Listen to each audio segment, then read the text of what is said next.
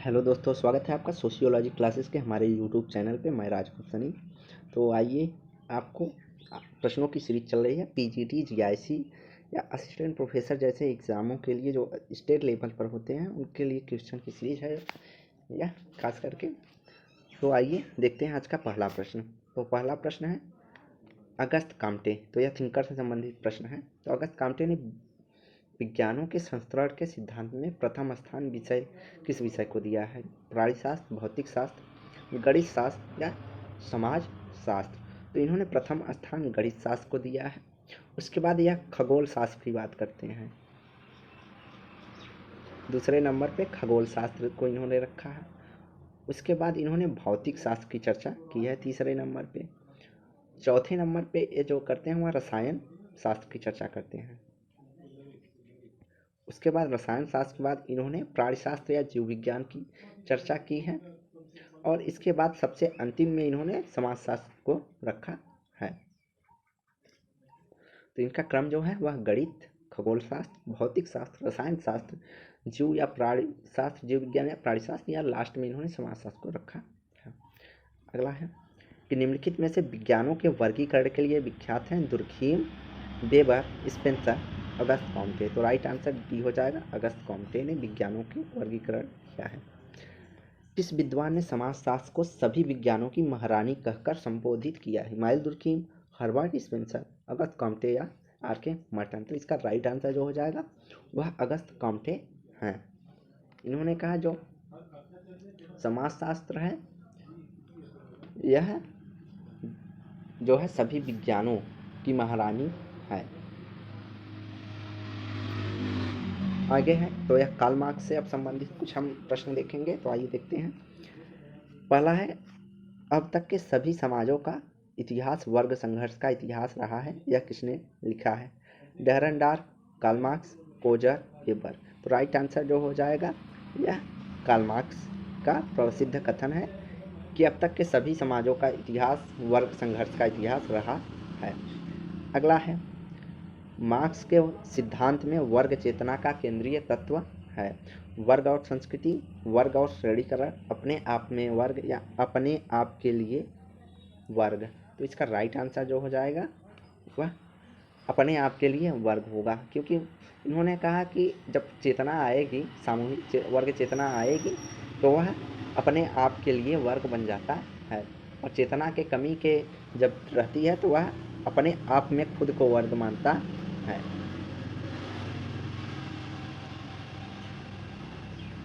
और इसे class for itself और क्लास इन इटसेल्फ के रूप में भी देखा जाता है। अगला है वर्ग स्वयं में और वर्ग स्वयं के लिए अवधारणाओं का प्रयोग किसने प्रस्तुत किया है? मैक्स वेबर, कोजर, डहरनडार्फ या कार्ल मार्क्स? तो स्वयं के लिए वर्ग और स्वयं में वर्ग की बात, या इसे दूसरी तरीके से अभी ऊपर वाले प्रश्न में हमने देखा कि अपने लिए वर्ग तथा अपने में वर्ग दो रूप में देख सकते हैं। तो वही है स्वयं में वर्ग और स्वयं के लिए वर्ग। चर्चा करते हैं कार्ल मार्क्स। अगला है मार्क्स ने छोटे पूंजीपतियों के प्रति सोच है कि वे हैं एकीकृत वर्ग, अपने आप में वर्ग, संक्रामिक वर्ग व अपने आप के लिए वर्ग? तो इसका राइट होगा कि जो इन्होंने छोटे पूंजीपतियों के प्रति यह सोच रखा है कि वह अपने आप में ही एक वर्ग मानते हैं, उनमें कोई चेतना नहीं होती है, जिस कारण बड़े जो पूंजीपति हैं उनके जो उद्योग धंधे हैं उसको अपनी मशीनों के माध्यम से अस्त व्यस्त अर्थात नष्ट कर दिया है, क्योंकि इनके अंदर चेतना नहीं विकसित हुई, जिस कारण यह उनका विरोध कर सके, ऐसा मार्क्स का मानना है। अगला है मार्क्स ने समाज में वस्तुपरक रूप से संरचनात्मक आर्थिक असमानताओं की व्याख्या की है। परिस्थिति के रूप में, संपत्ति समूह के रूप में, वर्ग के रूप में, जाति के रूप में? तो मार्क्स जिन्होंने आर्थिक आधार पर असमानताओं की बात की है वह वर्ग के रूप में इन्होंने किया है।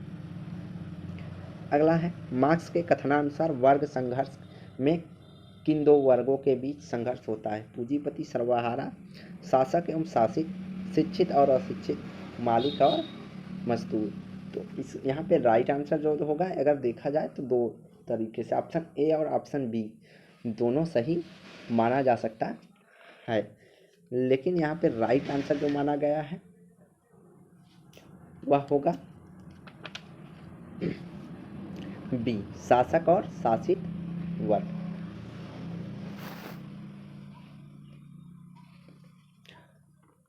और कहीं कहीं पे आपको यही मिल जाएगा पूंजीपति सर्वहारा वर्ग के बीच। तो यहाँ पे दोनों आंसर सही हैं, ए एंड बी दोनों सही हैं। तो शासक और शासित वर्ग और पूंजीपति एवं सर्वहारा के बीच वर्ग संघर्ष की इन्होंने चर्चा की है। एक शासक वर्ग अर्थात जिसका उत्पादन के साधनों पर नियंत्रण है, उसे इन्होंने शासक वर्ग, और उन नियंत्रण के माध्यम से वो जो मजदूर वर्ग है उसे शासित वर्ग के रूप में देखते हैं। अगला है वर्ग संघर्ष के सिद्धांत के प्रतिपादक कौन है? Max Weber, Karl Marx, Immanuel Durkheim या इनमें से कोई नहीं? तो वर्ग संघर्ष के सिद्धांत के प्रतिपादक हैं कार्ल मार्क्स। निम्नलिखित में से किसने समाज के अध्ययन में बुर्जुआ और सर्वहारा पदों का प्रयोग किया? P A Sorokin, Max Weber, Karl Marx एवं विल्फ्रेडो पैरेटो। तो राइट आंसर सी हो जाएगा कार्ल मार्क्स। अगला है पूंजी वह धन है जिसका उपयोग श्रमिकों का शोषण करने के लिए किया जाता है, यह कथन संबंधित है? Max weber, Max Muller, marks या मैकाइवर। तो राइट आंसर हो जाएगा मार्क्स। मार्क्स का मानना पूंजी वह धन या साधन है जिसके माध्यम से श्रमिकों का शोषण किया जाता है। अगला किसने कहा है कि प्रतिस्पर्धा पूंजीवाद की एक विशिष्ट आवश्यकता है? Max Weber, Karl Marx, Herbert Spencer, R Dahrendorf. तो राइट आंसर हो जाएगा बी। प्रतिस्पर्धा दो या दो से अधिक व्यक्तियों के समूहों के मध्य या किसी सीमित या वस्तु आकार सेवा को प्राप्त करने के लिए होती है, जिसके अंतर्गत यह प्रयत्न किया जाता है। मार्क्स ने इस पर जोर देकर कहा है कि प्रतिस्पर्धा पूंजीवाद की एक विशिष्ट आवश्यकता है। अगला पूंजीवाद के अलगाव के अवयव हैं उत्पाद गतिविधि, उत्पाद सहकर्मी एवं श्रमिक, मानवीय सामर्थ्य। नीचे दिए गए कूटों से सही उत्तर का चयन करना है। तो इसका जो राइट आंसर हो जाएगा वह हो जाएगा सभी। पूंजीवाद में अलगाव उत्पादन गतिविधि से, उत्पाद से, सहकर्मियों से और स्वयं से भी हो जाता है, तो इसलिए राइट आंसर डी हो जाएगा। अगला है मार्क्स के सामाजिक परिवर्तन संबंधी सिद्धांत किस मूलभूत अवधारणाओं का प्रयोग किया है? सामाजिक सुरक्षा, उत्पादन की गतिविधियाँ, प्रौद्योगिक गतिविधियाँ या सर्वहारा निर्धनता।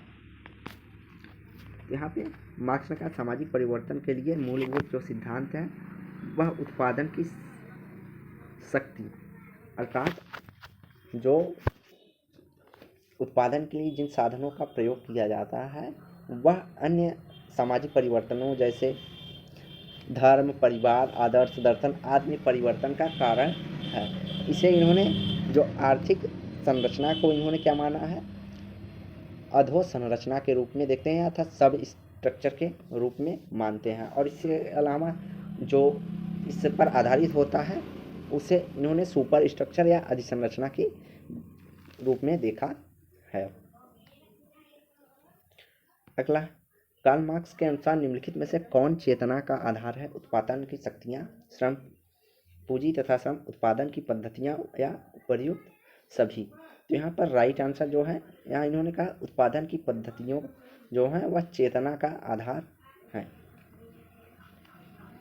अगला मार्क्स की विचारधारा के अनुसार पूंजीवाद में समाजवाद में परिवर्तन निम्नलिखित में से किसके द्वारा आएगा? उत्पादन के साधनों में क्रांति, उत्पादन प्रक्रिया का युक्तिकरण, मध्यम वर्ग का विलुप्त होना या अभिजात वर्ग का क्रांति।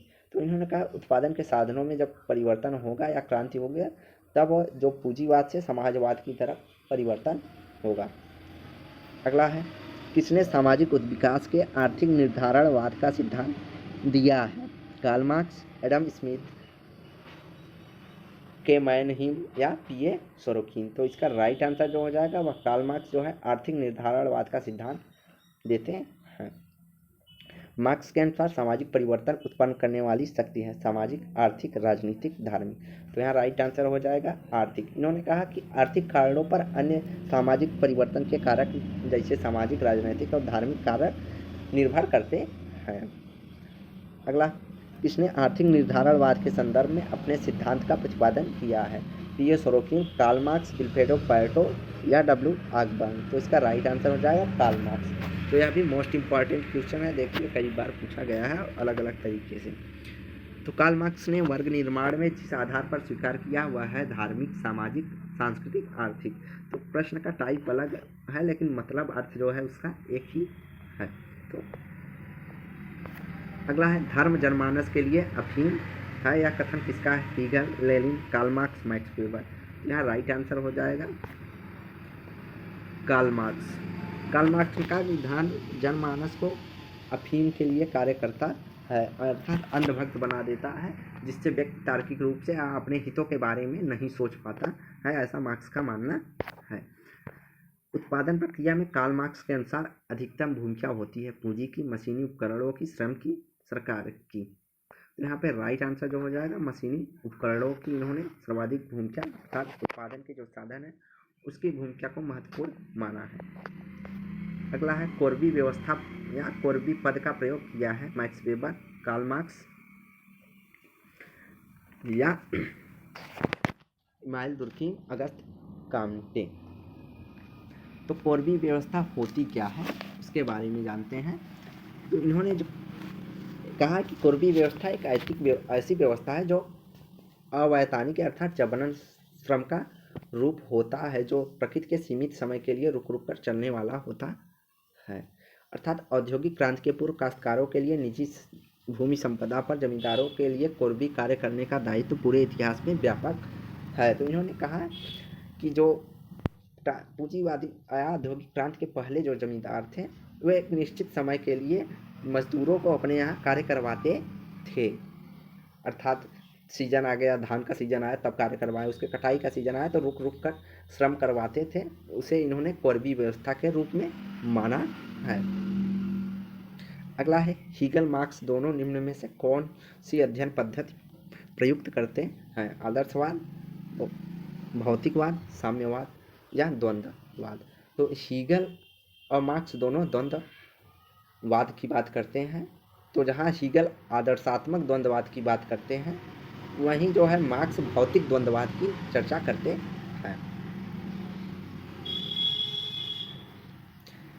अगला है श्रम शक्ति और श्रम पूर्ति के हानिकारक प्रभावों में से कौन सा सही नहीं है? तो यहाँ पूछा सही नहीं है, तो नहीं शब्द कट गया है तो सही नहीं है। अमीर तथा गरीबों के बीच अंतर बढ़ा है, सही है। वर्ग संघर्ष से बेरोजगारी में कमी आई है, यह कथन हमारा गलत है। श्रमिक कार्यों की दशाएं प्रभावित हुई या प्रभावित होती हैं। राष्ट्रीय स्तर पर उग्रवादी प्रवृत्तियों को बढ़ावा मिला है। तो यहाँ पे राइट आंसर जो हो जाएगा, पूछा हानिकारक प्रभाव नहीं है तो वर्ग संघर्ष तथा बेरोजगारी में कमी आई है, यह कथन गलत है।